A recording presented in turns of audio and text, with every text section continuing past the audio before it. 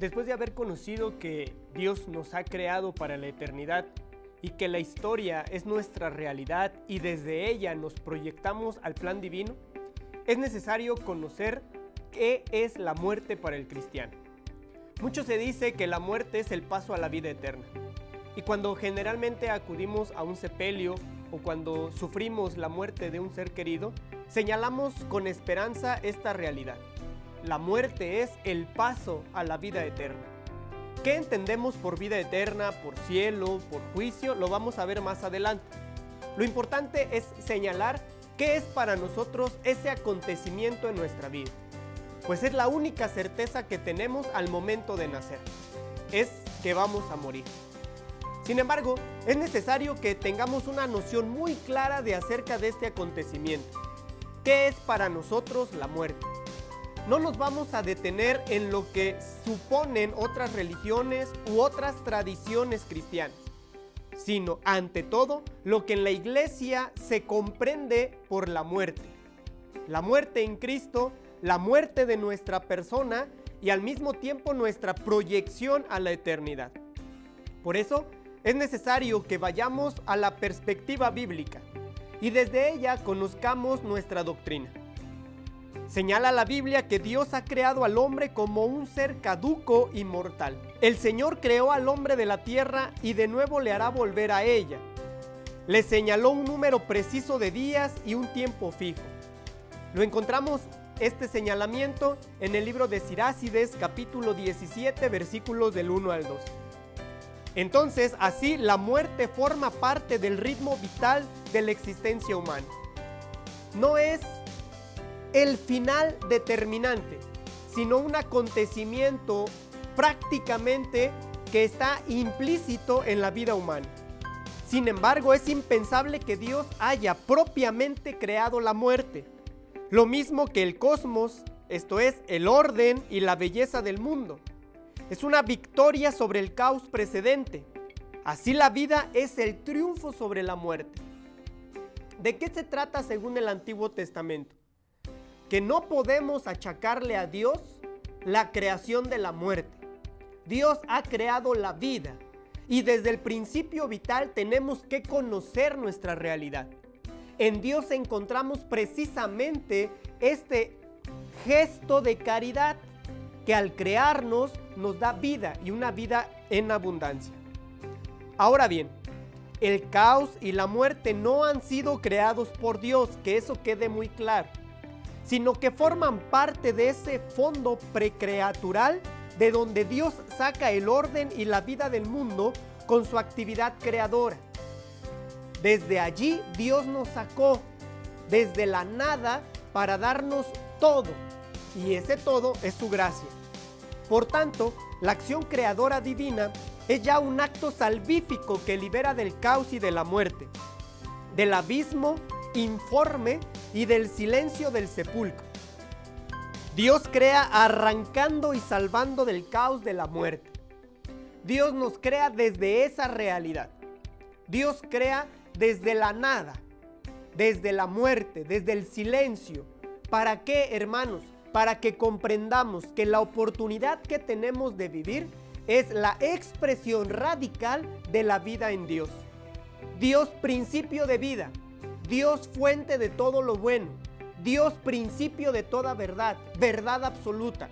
Y entonces en Él no puede haber un rasgo de maldad o de muerte. La muerte es la circunstancia que nos toca abrazar por nuestra temporalidad. Asimismo, y por tanto, no puede decirse que Dios cree tanto la vida como la muerte, como si fueran dos elementos del mundo querido por Dios. No, Él ama cuanto existe. Y prácticamente toda la Biblia está convencida de que no fue Dios quien hizo la muerte. Y al final no habrá más muerte. El Dios de la Biblia es el Dios de la vida. Vive el Señor, según los Salmos. Y ese Dios vivo no muere, no puede conocer la muerte. ¿Qué pasa entonces en la Biblia? La muerte es el signo del carácter limitado y de la caducidad humana. El hombre muere porque no es Dios. porque no es la vida absoluta, porque es criatura. Entonces, si en nuestra condición humana reconocemos según nuestra naturaleza que no somos Dios, sino que somos criaturas de Dios, entonces nuestra condición humana sí es limitada. De suyo, la muerte física es vista como una necesidad biológica, como la consecuencia, según las Sagradas Escrituras y la teología veterotestamentaria, consecuencia del pecado de Adán, del alejamiento del hombre con Dios. Si Dios es principio de vida y es fuente de todo lo que existe como bueno, si el hombre se aleja de Dios, se retrae, consecuentemente viene como resultado la muerte. Si nos alejamos de una fuente de agua cuando tenemos sed, es muy probablemente que terminemos deshidratados. Si nos acercamos a la fuente y bebemos de ella, entonces vamos a tener vitalidad. Un ejemplo que nos puede ayudar a ilustrar esta realidad. ¿Qué pasa entonces, hermanos? Dios es vida absoluta. El hombre en su condición temporal tiende a la muerte porque no es Dios. Nos alejamos de Dios, entonces consecuencia de esto viene la muerte. La muerte normal del hombre, normal entre comillas, es simplemente la consecuencia de su naturaleza finita. Solamente en casos particulares la muerte tiene que ver con los pecados del individuo o del grupo. Pero no se puede afirmar en principio que la muerte sea consecuencia del pecado, del castigo por la culpa cometida. A veces afirmamos esta realidad, es que el hombre pecó, entonces como castigo le vino la muerte. No, sino decir que es un acontecimiento propio de nuestra condición finita, de nuestra naturaleza humana. Con todo esto y a la luz de la perspectiva bíblica, ¿qué significa la muerte para el cristiano? Ahora viene este elemento mesiánico, Jesús como principio de toda teología, lo que nosotros reconocemos con base en lo que la Escritura señala, es afirmar desde Cristo esta realidad importantísima. Jesús, al compartir la condición humana hasta la muerte, pues bien, la muerte del cristiano es realizar la experiencia humana del morir con Jesús y como Jesús. La perspectiva de finitud que nos señala la Escritura según nuestra condición natural se ve plenificada con la encarnación, Dios haciéndose hombre, tocando nuestra realidad. Y al mismo tiempo este hombre se eleva a la divinidad gracias al Dios que se hizo hombre. Entonces, ¿Jesús murió porque era humano? No, Jesús murió por misericordia, asumiendo toda nuestra condición y al mismo tiempo, y al asumirla, entonces nos eleva a la divinidad, por pura misericordia. Dios se hace semejante a nosotros incluso muriendo, para que muriendo restaurara nuestra condición finita y nos abriera el camino hacia la eternidad. Los evangelios, centrando su atención en la muerte de Jesús, quieren también decirnos cuál es el modo de morir del cristiano que sigue a Jesús. Es nuestro modo. ¿Cómo murió Cristo? Murió amando. ¿Cómo será nuestra muerte? Nuestra muerte encontrará plenitud en la medida en que ama. En los otros escritos del Nuevo Testamento, la muerte cristiana se articula y se desarrolla luego de varias maneras, pero siempre en referencia con la muerte de Jesús. Sin embargo, es muy importante señalarlo. La finalidad sigue siendo el deseo de vivir y la búsqueda de superación de la muerte. En la Escritura, sobre todo en el Nuevo Testamento, a la luz de lo que Jesús nos enseña, debemos comprender que la muerte para el cristiano es adherirnos a Jesús en la divinidad, porque Él se adhirió primero en nuestra humanidad. Además, lo que es decisivo para el cristiano es el actual ser en Cristo. 1 Corintios 3:23. Ser de Cristo, ser con Cristo. Nuestra vida es la oportunidad que tenemos para configurarnos con Él, ya que la muerte no es más que la entrada en lo eterno, estar con Cristo. La esperanza en el futuro, la superación de la desesperación y de la angustia frente a la muerte, se basa precisamente en la experiencia actual de la vida con Cristo. No es una especulación de tipo griego sobre la inmortalidad del alma. Ojo con esto, la filosofía nos ayuda a comprender una noción importante, la inmortalidad del alma. ¿Qué caso tiene existir si al final de cuentas se va a aniquilar? Entonces la filosofía nos ayuda a comprender que lo que ha sido creado por Dios, por el ser eterno, no puede tener finitud, sino que trasciende. A eso le llamamos inmortalidad del alma. Sin embargo, para el cristiano no solo se trata de una especulación filosófica, sino la unión actual experimentada con Cristo. Esto es lo que fundamenta la esperanza de la morada eterna.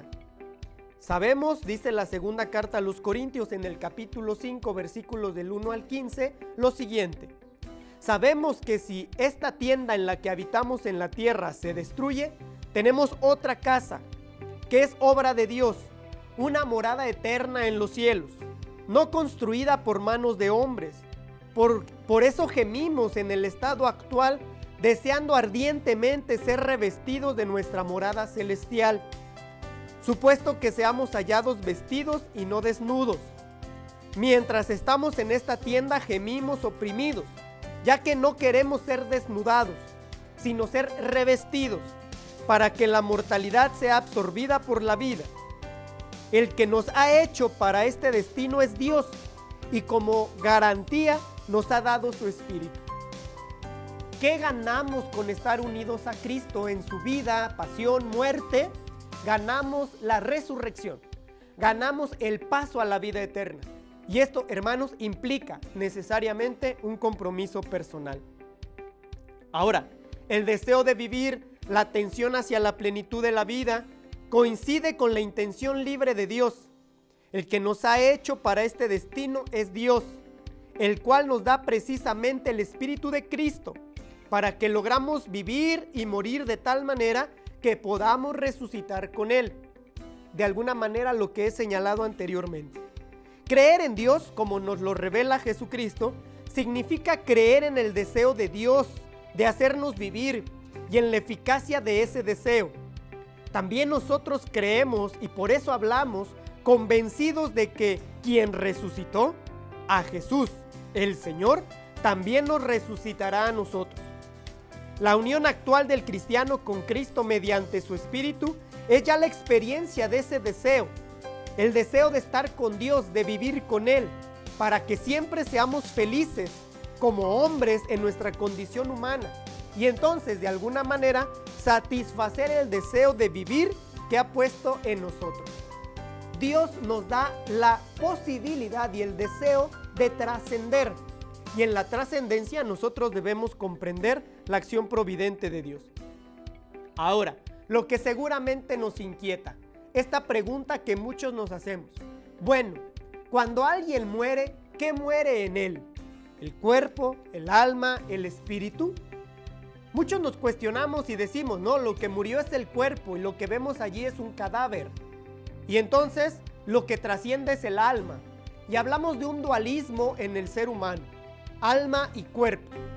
Pero hoy necesitamos afirmar que quien muere es el yo humano, todo completo, la persona. No podemos disociar ni tener una comprensión dualista, sino una realidad. ¿Cómo podemos responder a esta circunstancia? Hasta ahora hemos hablado simplemente y siempre de la muerte del hombre, no solo de la muerte del cuerpo, ya que la antropología bíblica no separa el alma del cuerpo. El hombre es alma, alma como principio vital, y el hombre al mismo tiempo es soma, como realidad corporal. Y la Biblia de ninguna manera separa alma y cuerpo, sino que comprende en su integridad al ser humano. Y lo cierto que la resurrección afecta al hombre entero. ¿Qué va a suceder? Si nos preguntan, a ver, ¿quién muere? ¿El cuerpo o el alma? Muere la persona. Y la persona es un yo íntegro, un yo humano, completito, ¿quién va a resucitar? Resucita toda la persona. Pero, ¿muere todo el hombre en la muerte? Hay que tener presente que para la Biblia el alma y el cuerpo no son dos partes o dos elementos separados que se juntan para construir al hombre, sino dos realidades o dimensiones del ser humano. El hombre es alma, en cuanto que es libertad y capacidad de relación con Dios. Es cuerpo, en cuanto que es solidario con los demás y con el mundo. Es un todo completo. En el pensamiento bíblico, entonces, no existe un esquema dualista del alma y cuerpo. Por eso es preciso tener mucha prudencia al presentar la muerte como separación del alma y cuerpo. Ese lenguaje, por lo demás, bastante tradicional en la iglesia, puede convertirse en un instrumento verbal indispensable para anunciar en la predicación la fe cristiana en la supervivencia del yo después de la muerte. En la lectura que ustedes harán favor de estudiar y al mismo tiempo sacar una síntesis, la iglesia nos ha enseñado qué entender con esta separación de alma y cuerpo. El término alma ha sido utilizado por la iglesia de modo tradicional para referirse a lo que ya hemos dicho, el yo humano, la persona en su integridad. Y entonces esa persona en la integridad conforma todo su condición, alma, cuerpo y espíritu. Ahora, precisamente en cuanto a alma, apertura a Dios creador y salvador, el hombre es inmortal, lo que dijimos al principio. Perdemos la temporalidad y entramos a la eternidad. Ahora bien, esto no debe llevar a la conclusión de que la muerte sea un fenómeno puramente biológico, que se refiera solo al cuerpo, sin tocar para nada el alma. Todo el hombre en las dimensiones de alma y cuerpo están manchados por el pecado. Todo el hombre, alma y cuerpo, ha sido redimido por la muerte de Cristo. La condición es que todos de alguna manera comprendamos el verdadero sentido de la muerte. Por eso ya podremos responder, ¿qué es la muerte para el cristiano? Es un acontecimiento propio en su condición humana y al mismo tiempo, unido a Cristo, es la posibilidad para participar con Él y en Él de la vida que Dios nos tiene prometida en la eternidad. ¿Cómo será esa vida? Bueno, pues hay que descubrirlo a lo largo del curso y los exhorto a que perseveren. Que Dios los bendiga y muchas gracias. Además, los invito a que lean el texto que les vamos a sugerir para enriquecer y junto con el Padre Leoncio puedan tener ustedes de alguna manera una oportunidad para clarificar sus ideas. Que Dios los bendiga.